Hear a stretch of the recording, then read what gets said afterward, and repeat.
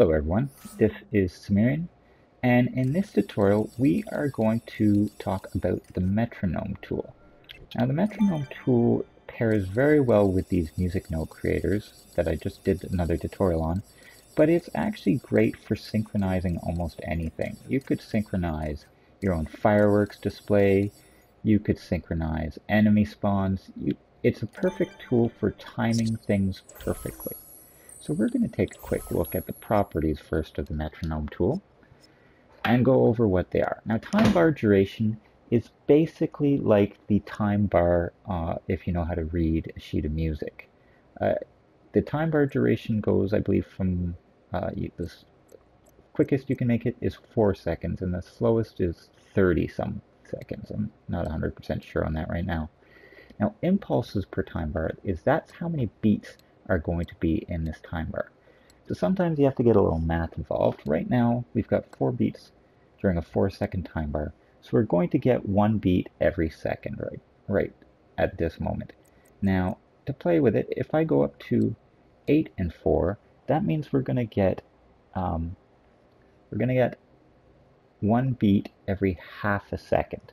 And if I go all the way up to the max, which is 16, that means at the very quickest we can have 1 beat or 1 impulse occurring every quarter second.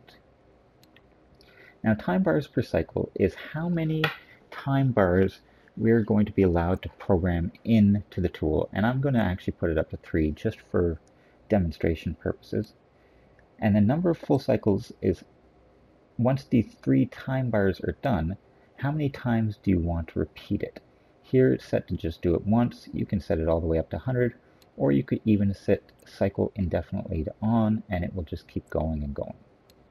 Now here you could actually sync a time bar to the background music that is already playing in your toy box.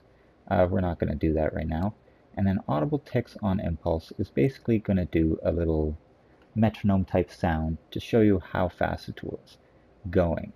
And for this demonstration, we are going to actually turn that on just so we can demonstrate how quickly this metronome is going at max speed. I'm going to say start cycle, and we're going to hear approximately 48 clicks because I have 3 time bars on. And there they go. They're firing off very quickly. Since we have 3 time bars in at 4 seconds, that means this should go for about 12 seconds and then stop. Like that. That was actually kind of eerie timing. But anyway, we're going to use this to program a little bit of music. And how we're going to do this is new logic connection. Now there's all sorts of outputs you can do from a metronome. You can send a message when it started, if it's paused, when it's resumed, when any time bar is complete, when any cycle is complete, when the final cycle is complete, so when the tool's completely done playing what you've programmed in, when it's been cancelled, and then you'll notice here there are 3 time bars, and this is because I've already set the time bar meter to 3. If it was only 1, we'd only see 1 time bar. So for every time bar you add in, and I believe the max is 16, you will get one of these time bar outputs in the metronome tool. And then there's an all time bars. So to actually program things in, you want to go into the time bar itself. And now you'll see, because I've set to 16 impulses, we are going to see all 16 possible impulses. So I'm just going to program something in here really quickly. And I believe our default note is set to C in the 5th octave. And it takes a little bit of time to use the tool sometimes. Now you'll notice I skipped impulse 2, and that's because I'm doing a 1/8 note here, and our impulses are currently set to basically a 1/16 note. So I'm skipping the second one. And now I want to play a note in octave 4. It'll be a B, and that is also a 1/8 note, and then I'm going to skip it. And skip and go to 5, and I will play the default note again. While I'm thinking about it, I'm going to turn that ticking noise off. That was just for demonstration purpose. And now,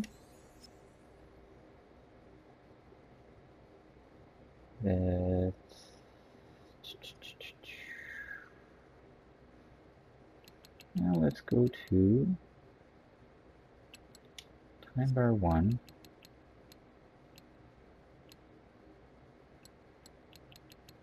I'm going to go to impulse 11. And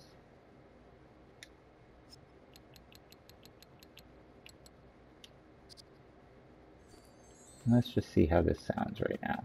I'm just kind of trying to do this off memory right now. Okay, so that B was definitely wrong.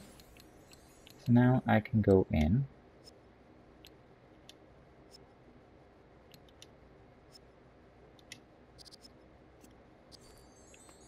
Let's try that.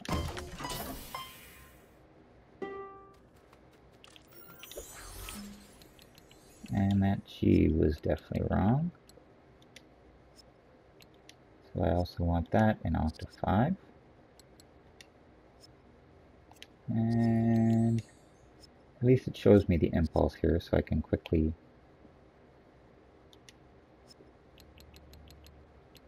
I want time bar 1, impulse 13. I believe I want an E.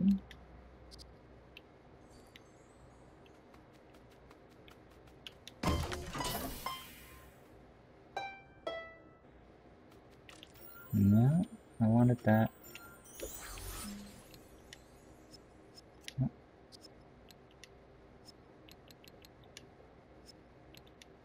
Now, at least in the modifications, you can easily fix as you're going along.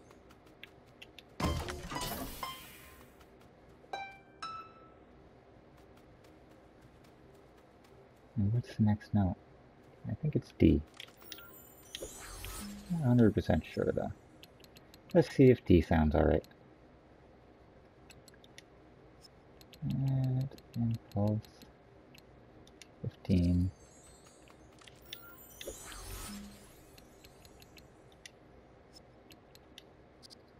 Let's play a D. See how that goes.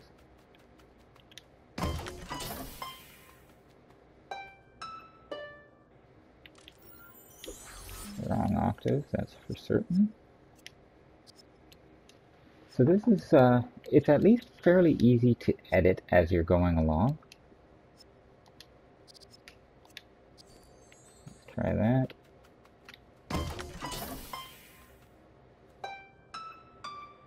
There we go. That's the beginning, or that's kind of in the chorus of Let It Go.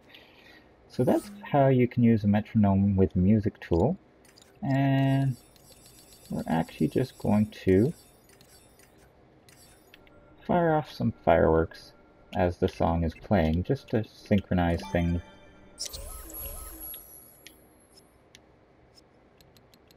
And I'm going to go with time bar, impulse 5. And of course, since it's frozen music, let's do a large snowflake in white. And time bar 1, I believe it was impulse 15.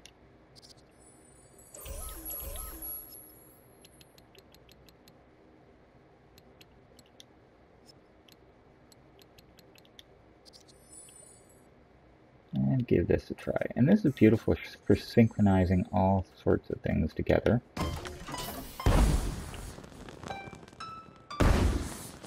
And there you go. That is the essence of how to use a metronome. Sometimes you'll have to play around with the impulses and the speeds to actually get the song to the correct speed that you need to actually play that song. But this tool is absolutely wonderful, and combined with a music note creator, it can allow you to actually program your own music into Disney Infinity now, which is absolutely amazing. So again, this has been Samirian, and this has been a tutorial on the metronome, and I hope it's been useful to you.